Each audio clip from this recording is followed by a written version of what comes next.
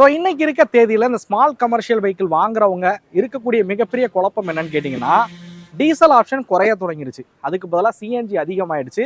அதே மாதிரி இவி கமர்ஷியல் வெஹிக்கிள்ஸும் இப்போ அதிகமாயிடுச்சு. நம்ம சிஎன்ஜி சிட்டிக்குள்ளே பயன்படுத்துறதுக்கு போகலாமா, இல்லை ஒரு எலக்ட்ரிக் வெஹிக்கிள் கமர்ஷியலாக எடுத்து சிட்டிக்குள்ளே பயன்படுத்தலாமா, எதோட ரன்னிங் காஸ்ட் கம்மியாகும் அப்படிங்கிறது எல்லாரும் வந்து யோசிப்பீங்க. ஸோ இன்னைக்கு அதை தான் நம்ம வீடியோவில் வந்து தெளிவுபடுத்த போகிறோம்.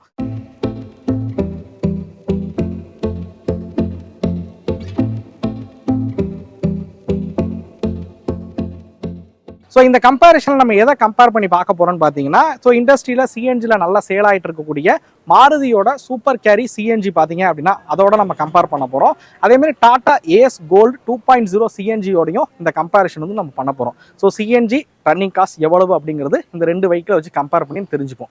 இதே ஈவியை பொறுத்த வரைக்கும் ஸோ நம்ம கூட இங்கே நிற்கிறது பார்த்தீங்க அப்படின்னா ஆயிலர் மோட்டார்ஸோட டர்போ EV1000 அப்படிங்கிற மாடலு. அது மட்டும் இல்லாமல் இப்போ புதியதாக டாடா ஏஸில் அறிமுகப்படுத்தப்பட்ட டாடா ஏஸ் EV ப்ரோ மாடலையும் நம்ம கம்பேர் பண்ணி பார்க்க போகிறோம். ஸோ எதோட ரன்னிங் காஸ்ட் கம்மியாக இருக்குது அப்படிங்கிறது. வாங்க நம்ம வீடியோக்குள்ளார போகலாம்.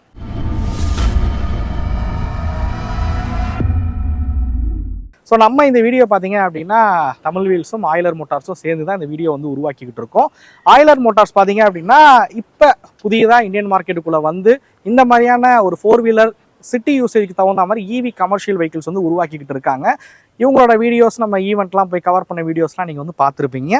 ஸோ இப்போ ஆல்ரெடி மார்க்கெட்டில் இருக்கக்கூடிய சூப்பர் கேரியாக இருக்கட்டும், இல்லை டாட்டாவோட ப்ராடக்டாக இருக்கட்டும், அதோட கம்பேர் பண்ணி இது எந்த வகையில் பெஸ்ட் அப்படிங்கிறதையும் நான் இந்த வீடியோவில் நான் உங்களுக்கு வந்து எக்ஸ்பிளைன் பண்ணுறேன். ஓகே, இப்போ நம்ம வந்து வீடியோக்குள்ளே போவோம். இந்த வீடியோவில் வந்து ப்ராக்டிக்கலாக ஒரு கமர்ஷியல் வெஹிக்கிளுக்கு தேவையான விஷயங்கள் என்னென்ன, இந்த 4 வெஹிக்கிள் என்னெல்லாம் கொடுத்துருக்காங்க அப்படிங்கிறத நம்ம 1 by 1 பார்க்க ஆரம்பிப்போம். ஸோ முதல் விஷயம் பார்த்தீங்க அப்படின்னா ப்ரைசிங் தான். Tata Ace CNG model 6,24,000 ex showroom விலையையும், super carry CNG model 6,19,000 ex showroom விலையில் அறிமுகப்படுத்தியிருக்காங்க. இதே டாட்டாவோட EV ப்ரோ பார்த்தீங்கன்னா 6,86,000 எக்ஸ்ஷோரூம் விலையிலையும், இந்த ஆயிலர் மோட்டார்ஸ் EV1000 பார்த்தீங்க அப்படின்னா சிட்டிங்கிற மாடல் வெறும் 5,99,000 எக்ஸ்ஷோரூம் காஸ்ட் தான். அது மட்டும் இல்லாமல் ஃபாஸ்ட் சார்ஜிங் உள்ள மாடல் இருக்குது, மேக்ஸ் அப்படின்னு சொல்லக்கூடிய லாங் ரேஞ்ச் போகிற மாடலும் இருக்குது. ஸோ ப்ரைஸிங் வந்து பார்த்துருப்பீங்க. இருக்கிறதுலே வந்து ஆயிலர் மோட்டார்ஸோட இந்த டர்போ EV1000 பார்த்தீங்க அப்படின்னா ப்ரைஸ் வந்து கம்மியாக இருக்கிற ரேஞ்சில் வந்து ப்ரைஸ் பண்ணியிருக்காங்க. பொதுவாக EV வெஹிக்கிள்ஸ், அது EV கமர்ஷியல் வெஹிக்கிள்ஸ்னு போகும்போது விலை வந்து எல்லாமே அதிகமாக இருக்கும். பட் டாட்டாவோட ஏஸ் ப்ரோ EV வந்ததுக்கப்புறமும் சரி, இவங்க வந்ததுக்கப்புறம் சரி, அஃபோர்டபுள் ரேஞ்சில் பார்த்தீங்க அப்படின்னா இந்த செக்மெண்ட் வந்து மாறி இருக்கு அப்படின்னு வந்து சொல்லலாம். இந்த 4 வண்டியோட டிசைன் அப்படின்னு எடுத்துக்கிட்டிங்கன்னா நோஸ்லெஸ் டிசைன் அதாவது உருவாக்கியிருக்காங்க. சிட்டி பயன்பாடுக்கு தகுந்த மாதிரி பார்த்தீங்க அப்படின்னா இந்த வெஹிக்கிள் வந்து கொடுத்துருக்காங்க அப்படின்னு சொல்லலாம். இந்த நோஸ்லெஸ் டிசைனாக இருக்கிற காரணத்தினால நீங்கள் சின்ன சின்ன சந்து இந்த மாதிரி இடங்கள்லையும் போய் ஒரு பொருட்களை இறக்கணும் அப்படின்னா இது ரொம்ப ஈஸியாகவே இருக்கும் அப்படின்னு நான் சொல்லுவேன். ஸோ அடுத்ததா இந்த வீல்ஸ் விஷயத்துக்கு வருவோம். ஏன்னா ஒரு கமர்ஷியல் வெஹிக்கிளுக்கு வீலுங்கிறது ஒரு முக்கியமான விஷயமா இருக்கு. ஸோ வீல்ஸ் பொறுத்த வரைக்கும் சூப்பர் கேரியில் பார்த்தீங்க அப்படின்னா உங்களுக்கு R13 வீல்ஸ் வந்து பயன்படுத்தியிருக்காங்க. 155 அகலம் இருக்கக்கூடிய டயர்ஸ் வந்து கொடுத்துருக்காங்க. மித்த 3 மாடல் போனீங்க அப்படின்னாலும் 145 அகலம் இருக்கக்கூடிய டயர் R12 வீல்ஸ் பார்த்தீங்க அப்படின்னா பயன்படுத்தியிருக்காங்க. ஸோ அடுத்ததா சஸ்பென்ஷன் விஷயத்துக்கு வருவோம். சூப்பர் கேரியில் பார்த்தீங்க அப்படின்னா ஃப்ரண்ட்டில் வந்து காயில் ஸ்ப்ரிங் சஸ்பென்ஷன் வந்து கொடுத்துருக்காங்க. ரியரில் பார்த்தீங்க அப்படின்னா semi elliptical leaf spring suspension கொடுத்துருக்காங்க. டாடா ஏஸோட கோல்டு 2.0 பார்த்தீங்க அப்படின்னா ஃப்ரண்ட்டில் வந்து உங்களுக்கு பேராபோலிக் லீவ் ஸ்ப்ரிங் சஸ்பென்ஷனும், ரியரில் semi elliptical leaf spring suspension இருக்கிற மாதிரி கொடுத்துருக்காங்க.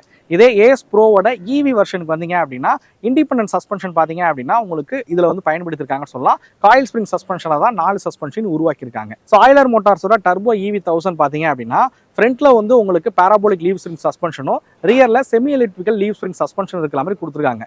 பொதுவாக இந்த கமர்ஷியல் வெஹிக்கிள், இந்த லோடு வண்டி பிக்கப்லாம் பார்த்தீங்க அப்படின்னா எல்லாரும் ப்ரிஃபர் பண்ணக்கூடிய சஸ்பென்ஷன் எதுவாக இருக்குன்னு கேட்டிங்கன்னா ஃப்ரண்ட்டில் வந்து பேராபோலிக் லீவ் ஸ்ப்ரிங்கும், ரியரில் பார்த்தீங்கன்னா semi elliptical leaf spring suspension தான் வந்து ப்ரிஃபர் பண்ணுவாங்க. இதுக்கான காரணம் என்னன்னு கேட்டிங்கன்னா அதிகப்படியான எடையை ஏற்றும் போதும் தாங்கக்கூடிய அளவில் பார்த்தீங்க அப்படின்னா இதோட சஸ்பென்ஷன் இருக்கணும் அப்படின்றது தான். அப்படி பார்க்கும்போது ஏஸ் கோல்ட் 2.0 சிஎன்ஜிலையும் ஆயிலர் மோட்டார்ஸோட டர்போ EV1000 பார்த்தீங்க அப்படின்னா ஒரு பெட்டரான சஸ்பென்ஷன் செட்டப் கொடுத்துருக்காங்க. ஆயிலர் மோட்டார்ஸோட டர்போ EV1000 பார்த்தீங்க அப்படின்னா உங்களுக்கு பவர் ஸ்டேரிங் வந்து கொடுத்துருக்காங்க. ஸோ இங்கே நம்ம கம்பேர் பண்ணக்கூடிய 4 மாடலையும் பார்த்தீங்க அப்படின்னா பவர் ஸ்டேரிங் வந்து கிடையாது. ஸோ இதை நீங்கள் பார்க்கலாம், ஒரு விரலில் பார்த்தீங்கன்னா இதில் வந்து பவர் ஸ்டேரிங் வந்து சுத்த முடியும். ஸோ இது வந்து ஒரு டிரைவருக்கு ஒரு மிகப்பெரிய கம்ஃபர்ட் அப்படின்னு ஒன்று சொல்லலாம். நீங்கள் லோடு அதிகப்படியாக வைக்கும் போது உங்களுக்கு மேனுவல் ஸ்டேரிங்கை திருப்புறதுக்கு ரொம்ப கஷ்டமாக இருக்கும். பவர் ஸ்டேரிங்ன்றது ரொம்ப அட்வான்டேஜ். அடுத்தது ஒரு கமர்ஷியல் வெஹிக்கிளுக்கு முக்கியமானது பேலோட் கெப்பாசிட்டி தான். Tata Ace CNG 2.0 800 kilo payload capacity 1790 GVW கொடுத்துருக்காங்க. மாருதி சூப்பர் கேரியோட payload capacity 700 kilo payload capacity 1620 GVW கொடுத்துருக்காங்க. டாடா ஏஸ் EV ப்ரோவை பொறுத்த வரைக்கும் 750 கிலோ பேலோட் கெப்பாசிட்டி 1610 GVW கொடுத்துருக்காங்க. இதே ஆயிலர் மோட்டார்ஸோட டர்போ EV பார்த்தீங்கன்னா 1000 கிலோ பேலோட் கெப்பாசிட்டி 2100 GVW கொடுத்துருக்காங்க. இருக்கிறதுலே பேலோட் கெப்பாசிட்டி GVW அதிகமாக இருக்கக்கூடிய மாடல் இங்கே நம்ம பண்ற கம்பேரிஷன்ல ஆயிலர் மோட்டார்ஸோட டர்போ EV தான். ஸோ அடுத்ததான் இன்ஜின் விஷயத்துக்கு வரலாம். Tata Ace gold CNG model பார்த்தீங்க அப்படின்னா 694 சிசி கொண்ட இன்ஜின் பைஃபியூல் ஆப்ஷனாக வந்து கொடுக்குறாங்க. பெட்ரோல் அண்ட் CNG ரெண்டுமே பயன்படுத்திக்க முடியும். அதிகபட்சமான பவர் 18.3 கிலோவாட் பவரும் 50 Nm ஆஃப் டார்க் வந்து ப்ரொடியூஸ் பண்ணக்கூடியது. 70 கிலோமீட்டர் வேகம் வரைக்கும் போகலாம். சூப்பர் கேரி CNG மாடல் பார்த்தீங்க அப்படின்னா 1197 சிசி கொண்ட இன்ஜினா வந்து கொடுத்துருக்காங்க. இருக்கிறதுலே அதிக சிசி கொண்ட இன்ஜின், அதிகபட்சமா 52 கிலோவாட் பவரும் அதிகபட்சமா 95 Nm ஆஃப் டார்க் வந்து ப்ரொடியூஸ் பண்ணக்கூடியது. வேகம் 80 கிலோமீட்டர் வரைக்கும் போகலாம். டாடா ஏஸோட EV ப்ரோ மாடல் பார்த்தீங்க அப்படின்னா 29 கிலோவாட் பவர் வந்து ப்ரொடியூஸ் பண்ணக்கூடிய மோட்டார் வந்து பயன்படுத்தியிருக்காங்க. 104 Nm ஆஃப் டார்க் வந்து ப்ரொடியூஸ் பண்ணக்கூடியது. PMSM மோட்டார் தான் இதில் கொடுத்துருக்காங்க. 50 கிலோமீட்டர் வேகம் அதிகபட்சமாக இதில் போக முடியும். டர்போ EV1000ல அதிக ரேஞ்ச் போகக்கூடிய மேக்ஸ் மாடல் போனீங்க அப்படின்னா 30 கிலோவாட் பவரும் 140 Nm ஆஃப் டார்க் ப்ரொடியூஸ் பண்ணக்கூடியது. இதோட அதிகபட்ச வேகம் பார்த்தீங்க அப்படின்னா 70. இதில் 2 விதமான ரைடிங் மோட்ஸ் கொடுத்துருக்காங்க, தண்டர் அண்ட் ரெய்னோ அப்படின்னு. அதிக டார்க் ப்ரொடியூஸ் பண்ணக்கூடியது எலக்ட்ரிக் மோட்டாராக தான் இருக்கும். அதில் turbo EV1000 140 Nm of torque வரைக்கும் ப்ரொடியூஸ் பண்ணுது. ஸோ அடுத்தது எல்லாருமே கேட்கக்கூடியது மைலேஜ் என்ன, EV-யை பொறுத்த வரைக்கும் ரேஞ்ச் என்ன அப்படிங்கிறதா தான் இருக்கும். டாடா ஏஸ் CNG 2.0 பார்த்தீங்க அப்படின்னா 24 கிலோமீட்டர் பர் கேஜி மேலேஜ் கொடுக்குற வகையில் இந்த வெஹிக்கிளை வந்து உருவாக்கியிருக்காங்க. இதே CNG சூப்பர் கேரி பார்த்தீங்க அப்படின்னா 23 கிலோமீட்டர் பர் கேஜி மைலேஜ் கொடுக்குற வகையில் வந்து உருவாக்கியிருக்காங்க. Tata Ace EV pro model பார்த்தீங்க அப்படின்னா 14.4 கிலோவாட் ஹவர் பேட்டரி வந்து பயன்படுத்தியிருக்காங்க. அதிகபட்சமாக IDC ரேஞ்ச் 155 கிலோமீட்டர்.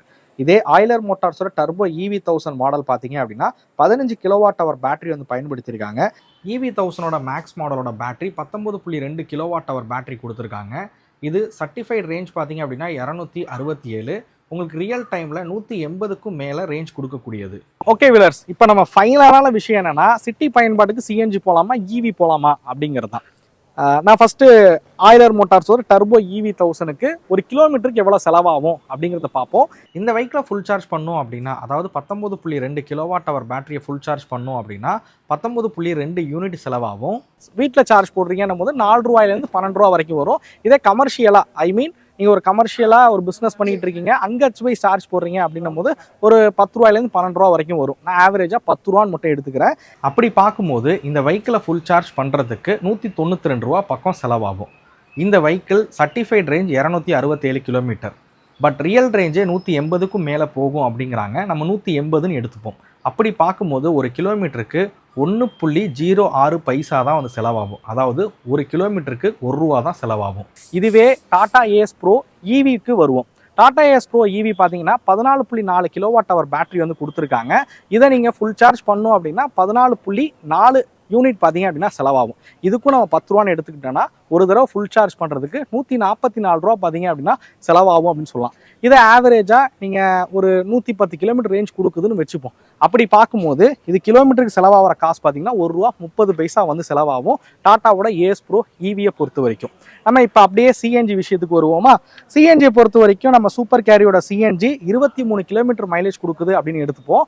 ஒரு கிலோ CNG-யோட காசு பார்த்தீங்கன்னா 85 ரூபாயிலிருந்து இன்னைய தேதிக்கு 95 ரூபா வரைக்கும் ப்ரைஸ் இருக்குது. ஒவ்வொரு சிட்டியை பொறுத்து மாறுதல்கள் இருக்குது. நம்ம 85 ரூபா அப்படின்னு எடுத்துக்கிட்டா ஒரு 3000 ரூபா பார்த்தீங்கன்னா 3 ரூபா 69 பைசா பார்த்தீங்க அப்படின்னா உங்களுக்கு சூப்பர் கேரியோட CNG வெர்ஷனுக்கு ஒரு கிலோமீட்டருக்கு செலவாகும் அப்படின்னு சொல்லலாம். Tata Ace gold 2.0 CNG model போறீங்க அப்படின்ற பட்சத்தில் 24 கிலோமீட்டர் CNGக்கு மைலேஜ் கொடுக்குது அப்படின்னா ஒரு கிலோவோட CNG காசு 85 ரூபான்னு எடுத்துக்கிட்டீங்க அப்படின்னா உங்களுக்கு 3 ரூபா 50 காசு பார்த்தீங்க அப்படின்னா உங்களுக்கு டாடா ஏஸோட கோல்டு 2.0 CNGக்கு வந்து செலவாகும். ஸோ இப்பயே நீங்கள் வந்து புரிஞ்சுக்கலாம், சிட்டி பயன்பாடு அப்படின்னும் போது நமக்கு வந்து அதிகபட்சம் ஒரு நாளைக்கு வந்து ஒரு 100 கிலோமீட்டரோ 150 கிலோமீட்டர் தான் வந்து நம்ம பயணிப்போம். அப்படி பயணிக்கும் போது நீங்கள் சிட்டி பயன்பாட்டுக்கு கமர்ஷியல் வெஹிக்கிள் பார்த்தீங்க அப்படின்னா தாராளமாக வந்து EV வெஹிக்கிள் வந்து போகலாம் அப்படின்னு வந்து சொல்லுவேன். ஸோ இதுவே ஆயிலரோட இந்த டர்போ EV1000 பார்த்தீங்க அப்படின்னா இருக்குல்லையே ரன்னிங் காஸ்ட் வந்து EV-ல வந்து கம்மியாக இருக்கக்கூடிய வெஹிக்கிளாக இருக்குன்னு சொல்லலாம், தற்சமயம் இருக்கக்கூடிய இந்தியன் மார்க்கெட் பொறுத்த வரைக்கும்.